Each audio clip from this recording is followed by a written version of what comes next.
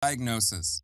Once the diagnostics are complete, a diagnosis will follow. For example, I was diagnosed with drug-resistant generalized idiopathic epilepsy when I was 12. The data collected intend to identify the point of origin, where the initial spark occurred or where the candle was first lit within a dark room. Hopefully, these diagnostics have shed some light. Sometimes they do, sometimes they don't, and sometimes they are inconclusive, such as myself, who had an EEG that was positive for epilepsy, and others when older that were negative despite still actively having seizures, and a vagal nerve stimulator implanted within my chest. In yours or another, I pray they calm that spark or extinguish it as quickly as wetting your thumb and forefinger and pressing them upon the wick. There are four primary types of epilepsy and four types of seizures.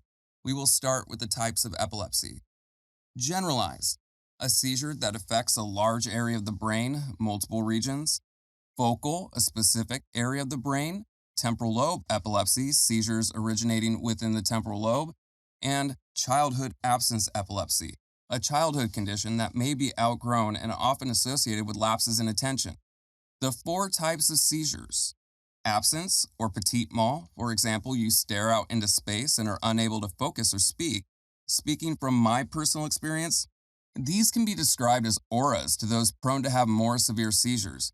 Auras are like a spidey sense telling the epileptic to find safety. It's an interesting mechanism.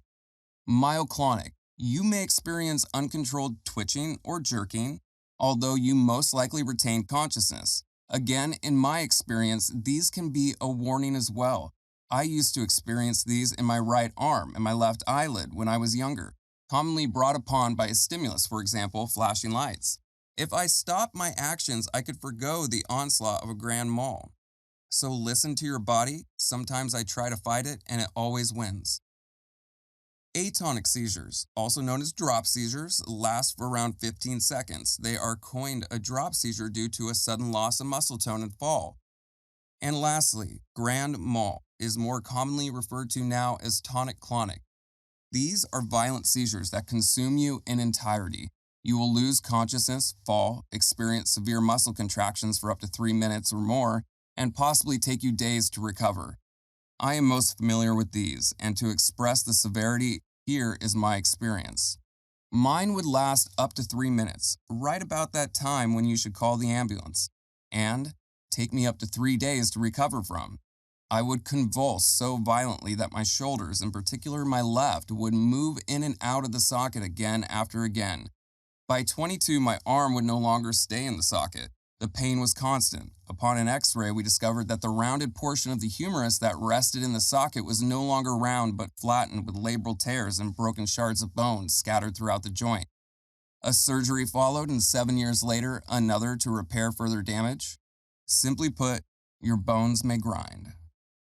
I've come to alone pulling myself to the bathroom sink by way of a cabinet drawer to see a bloody face slowly rise to the mirror and a body lacerated from the belly button to the chest, or the awakening to a kind group of EMTs above me in a public space. There is a population that experience this, and for those who do, I commend your strength of character for literally getting back up again. In addition, a specific challenge that may arise on your journey is a struggle with anxiety and agoraphobia, or a fear of places and situations that might cause panic, helplessness, or embarrassment. More simply put, a fear of leaving your home.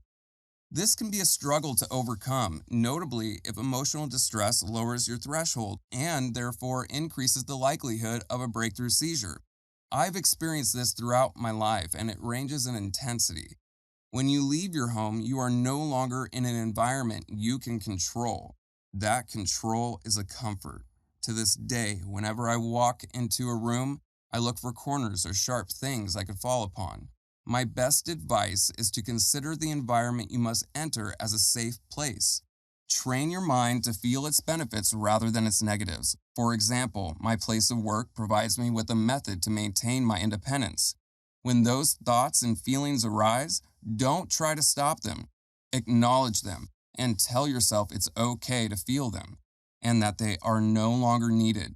In time, these feelings and thoughts will reduce. Now, Somewhere between the diagnostic and diagnosis stages, you may have your license suspended or be told not to drive. This is reasonable if uncontrolled. However, it can reinforce the agoraphobia and reduce your independence. This is a struggle, yet, with the advances in self driving vehicles, this may soon no longer be a concern. So, I asked Tesla and others to consider the increase in the quality of life you can provide to a population of people by subsidizing vehicles and or subscriptions to the self-driving service for those with such a condition. It would be life-changing and give safety to themselves and others. A fantastic health campaign it would be. Any help with this would be appreciated.